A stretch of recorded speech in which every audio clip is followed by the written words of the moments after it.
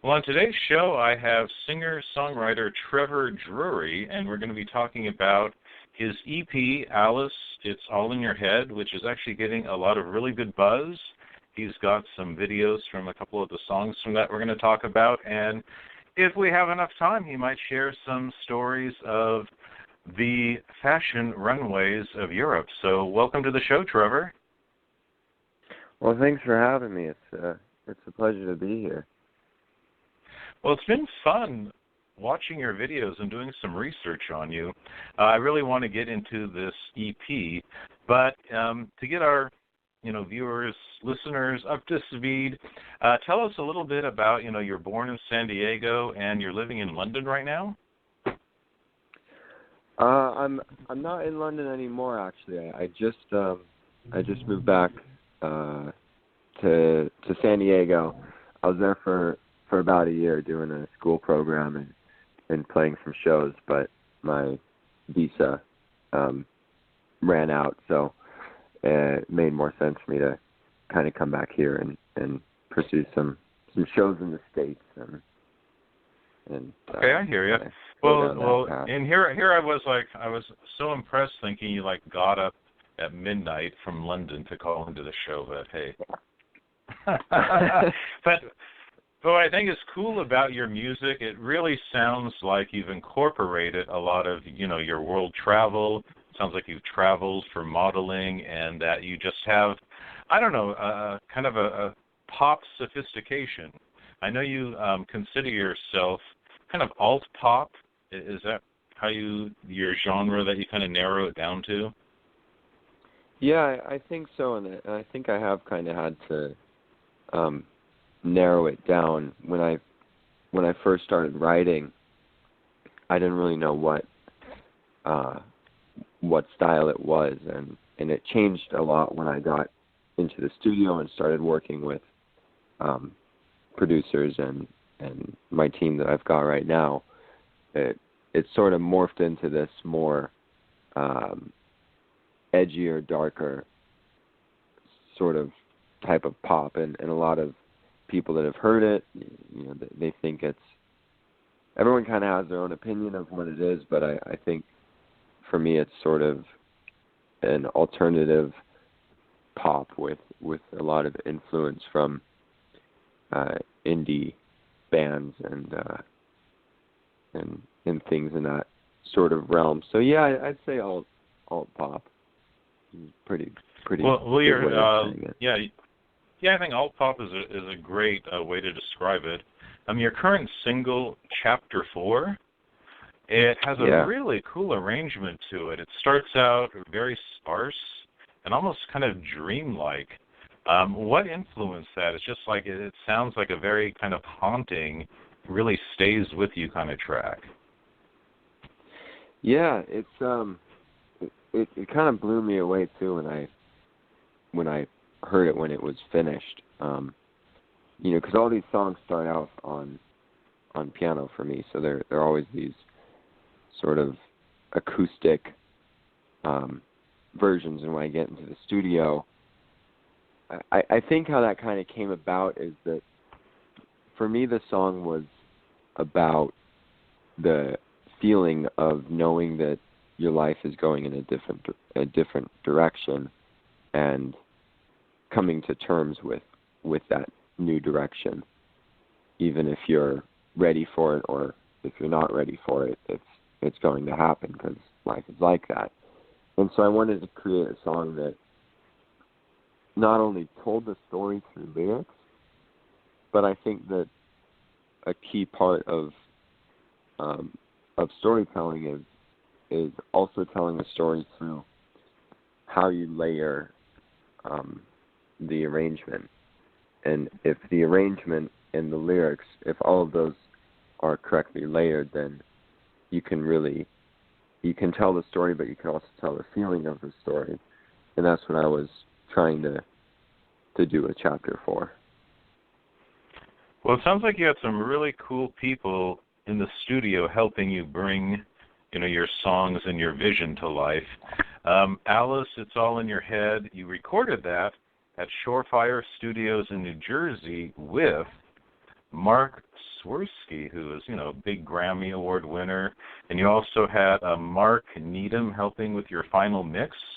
I mean, what did they bring to the table? Because it really brought, I think, an exciting, very modern, but also it sounds like, they brought out what was personal to you. They didn't try to cookie cutter, hey, let's stamp this on him. It really sounds like they worked with you to bring out your unique sound. Yeah, they definitely did. And I think that they knew going in that I'm not a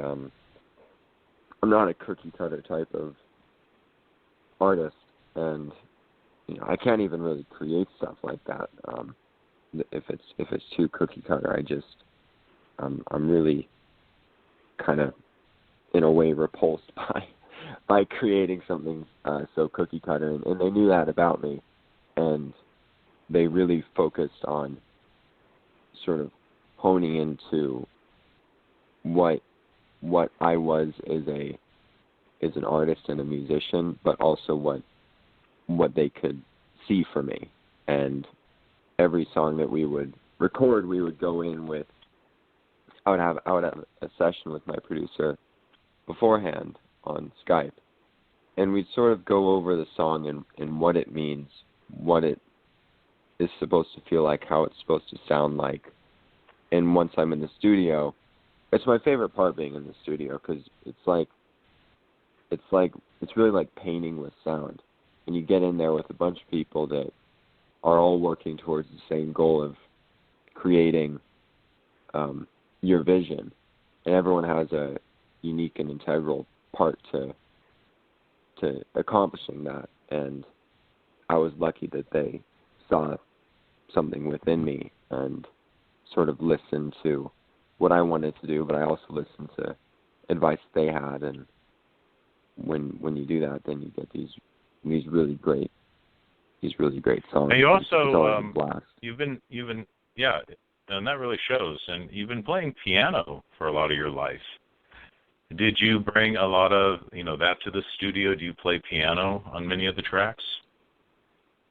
I do. I play piano on every song. There's only one song that I don't have piano on. It's not released yet, but it's pretty much a string arrangement, sort of a Coldplay-esque string arrangement that I sang over. But when I play acoustic versions of it, I have every song that I write, I sort of have the original acoustic version that initially created the song, and I have that as my solo when I don't have a band. Yeah. Well, it's interesting you say Coldplay, because I could see Coldplay fans liking your music, even though you're not exactly the same. Especially in the biz, you need a starting place. Like, what other bands would you say, okay, if you like this band, you'll like Trevor Drury's music? That's a good question. Because you say, like, your influences are like Imagine Dragons. Yeah. Everyone who's influence has different. Like, Imagine Dragons for me is, they're an influence because of, I like the way that they incorporate darkness into their music, and sort of a type of grittiness and edginess. But it magnifies the song. It doesn't take away from it. And they have these really great sort of pop songs, but there's some edge to it. And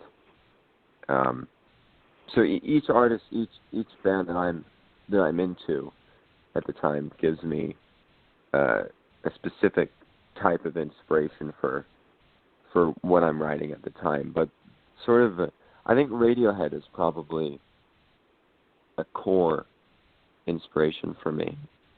They were the first band that I, really started listening to and trying to understand what they were creating. And I remember listening to them with really good headphones for the first time and hearing certain elements of the music in sort of a three-dimensional kind of a way, and I thought it was so cool that you could play with sound like that, and then I started thinking, what different ways could you play with the sound, and what would that do to the song?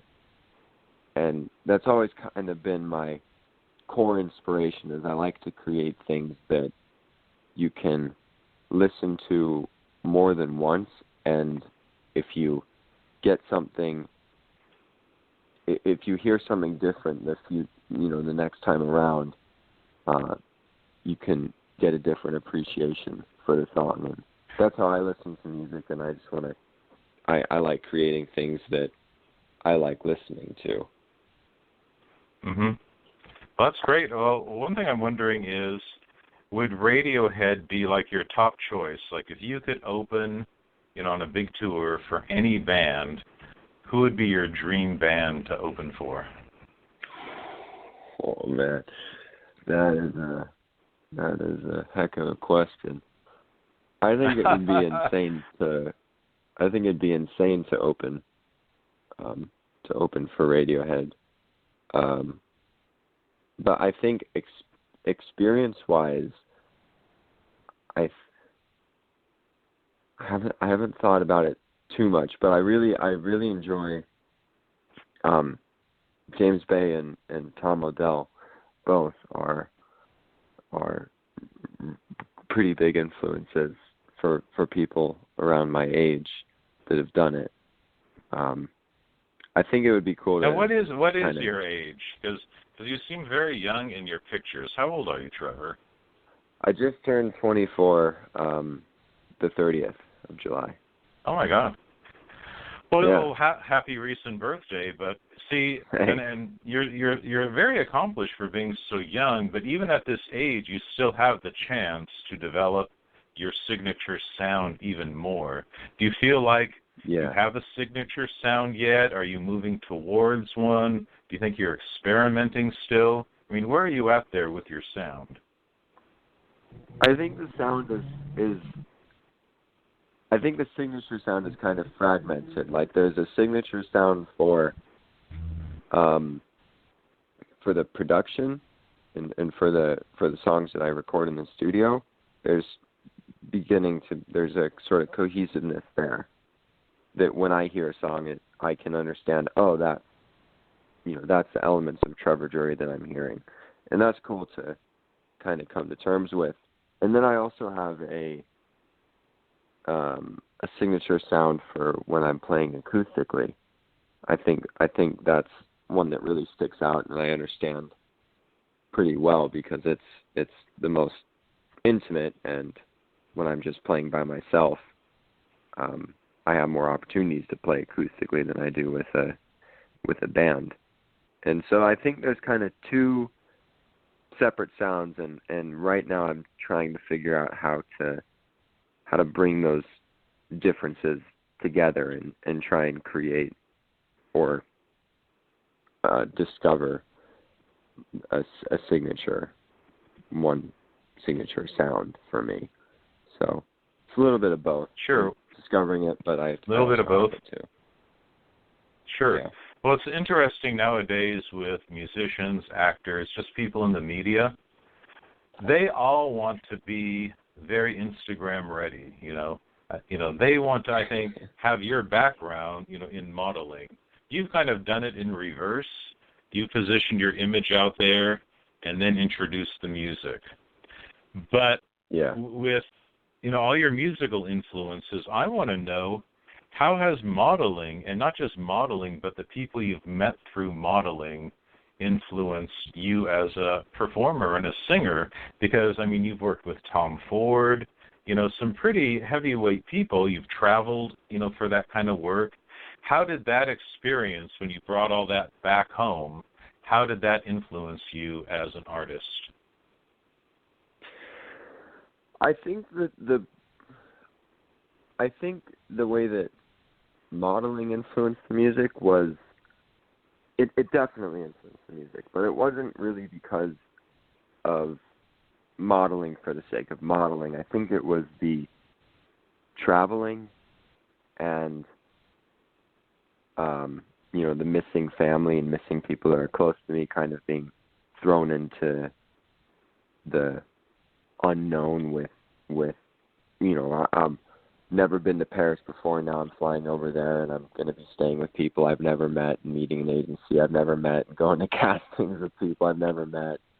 And I'm a pretty introverted kind of guy, and I like having people that I know intimately around me. And so when I was put in these positions in the modeling world where I didn't know anybody, and I'm going around for months on end, I would always listen to music, and there were so many ideas that popped into my head as a result of maybe feeling lonely from all the traveling, or feeling inspired from living in New York City, or being in Paris, or walking the streets of Milan at night, a 2-mile walk back home because the trains closed down and the taxi drivers didn't want to stop. And so I figured, all right, well, I got legs, I might as well use them. And I think a lot of inspiration came from those sorts of life experiences that were inevitable. During that time when you're walking, the streets of Paris in the middle of the night, did that inspire you to write songs while you were there? Yeah, it did. I mean, I was listening to a lot of stuff at that time, and I mean, I think if you're an artistically minded person, and I think this is true for kind of anybody, but if you're in a place that you've never been before, and you have a 2-mile walk in the dark back to your place, and it's a beautiful night. Well, in my case, it was freezing, but it was still beautiful. I think it's a good recipe for inspiration and for reflection and thought. And so that really you were really helped. If not the face, one of the major components of Tom Ford's 2016 holiday print ad campaign, correct? I was, yeah.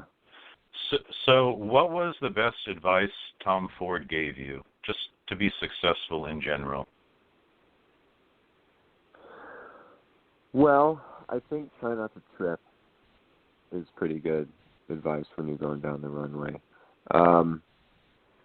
When you're doing those shows,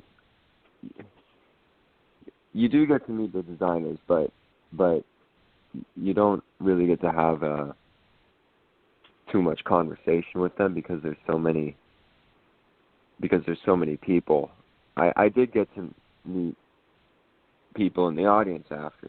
Tom Hanks was there, and John Hamm was there, and a lot of other famous people that I have no idea who they are, but they were really nice, and some of them would speak with the models, and one lady in particular was talking to me and gave me just some bit of wisdom that you're in a really unique spot right now in your life, and you can do whatever you'd like to do if you want to work for it.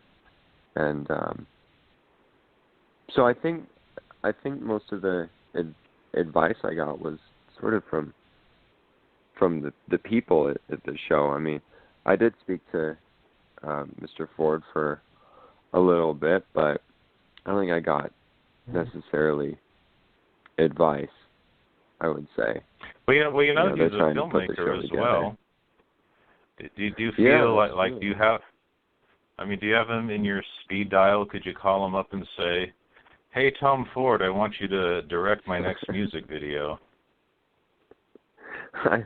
I wish I did. I wish I had Tom Ford on speed dial, and unfortunately I don't. Maybe if I walk the show again, I'll try and I'll try and Hey, get he it. might appreciate your boldness if you just asked. So, anyways, I'm going to read you something that you actually wrote. I think I found this on your website. I thought it was a very mature kind of quote and very inspiring.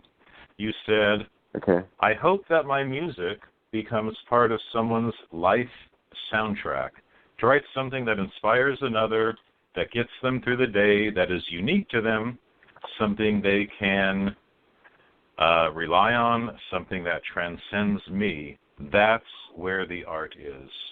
And I love that whole idea of, your favorite songs do become part of the soundtrack of your life.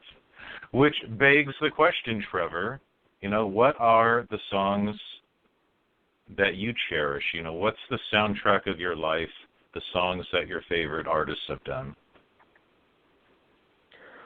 Ooh, that's a really good question as well.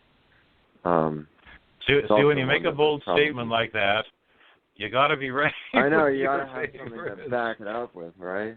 Like, yeah, I really love the theme song to Blue's Clues and SpongeBob. It's really deep. I do have some soundtrack moments to my life. Definitely, that's the reason I, write music, is because I want to create that. I think there's one that pops to mind. It's called "To Build a Home," by the Cinematic Orchestra, and I heard that song when I was in New York, and I was in a place in my psyche where I was thinking a lot, and I was pretty dang anxious about life and where it was all going. And this song really, really spoke to me, and I just kind of listened to it for a few days. It was sort of the only thing that I listened to, and anytime I hear it, it brings me exactly back to the moment that I discovered it. And another one is Tom Odell, who I'm a big fan of, and I met him in a show in Los Angeles. I went to go see him and met him afterwards and talked to him for a bit. He's really nice. He's got a song, his sort of breakout song is called "Another Love," and this was also one in New York City that I discovered, and it's sort of a soundtrack to my life for a couple of reasons, and one of the reasons is because he was sort of the parallel to me that I could aspire towards. He was a guy who was 22, 23, 24, who made it, and he didn't make it hugely, but he's certainly no small artist, and he's a pianist, and he does these acoustic shows, and he's an introverted kind of guy, and he writes stories, and he writes about life, and I thought that was really, really a pretty cool thing, and the song "Another Love" it's just ridiculously good, and so I started listening to that one a lot, and listening to the rest of his albums, and I've become a really big fan of his. But I think, I don't know, I can't really, any other ones aren't really popping in my head at the moment. It's a tricky question, because the soundtrack to somebody's life is a it's kind of it's a fairly deep question. Mm-hmm. It is. I think that's why I liked your quote, because it makes you think. I was intrigued by what you just said, those answers. What I think will happen is tonight at midnight you'll wake up, and then you'll be flooded with, oh yeah, that song and that song. I'll remember usually like this delayed reaction. Exactly. Well, we're going to wrap up in a moment, but before we do, I first want to make sure that people listening to this know where to find you online to learn more about you, your EPs. Where's the best place to direct people to find you? Best place would be on Instagram. I've got a music page called Trevor Drury Music, and Okay. I post a lot of stuff on there. Pretty much anything to do with my music and what shows I'm doing, when I'm doing stuff, when music videos are coming out. There's sneak peeks of music videos, and it's kind of the central hub for all things related to me and my music. Yeah. And you have a very visual sense, so you get a little bit of everything on your Instagram page. And then your main website, what's that address? That is Trevor Drury official, I believe, or is it official Trevor Drury? I think it's official. Official, yeah, official Trevor Drury. Yeah, you're telling me my own. Yeah, because I'm looking at it right now. Website. So on your to-do list when you hang up is to memorize your website address. Well, I think it's a form of some kind of weird dyslexia. Like the other day, I turned 24, but I kind of thought I turned 42 at the same time. So sometimes things like that happen. Yeah, well, you're a creative type, Creative minds work in unique ways. Well, let's wrap up with the one last tidbit that if people have not been endeared to you yet, you have a Yorkie named Ruby. Oh yeah, she's right next to me right now. Yeah, she's. So are you going to be awesome. So you need more Ruby photos on your Instagram. I think I do. I think I do need more Ruby photos on my Instagram. She's tired right now. She's just on her back with her legs all I think open. you start putting like 1 or 2 rubies a day on Instagram. It's going to blow up even more. People love Yorkies. They do, and they should, because in my opinion, they're the best dogs. They're incredibly stubborn. They're incredibly cute, and her in particular, she's great. She's been with me all around the world. I mean, she's gone back and forth, from London to California several times, flying in the cabin with me, and she's great. She's hysterical. Excellent. Well, I'm going to hold you to that, and I'm going to watch your Instagram and make sure you're posting a few extras of Ruby coming up. Okay. Will do. All right. Well, I'm going to encourage everyone, check out your site, your Instagram, your amazing EP called Alice, It's All in Your Head, some music videos from that, Chapter 4, Head on the Tracks. I'm expecting great things from you, Trevor, so I really appreciate you taking the time out to be on the show, and just wish you the best with your music. Thanks so much. It was a blast here.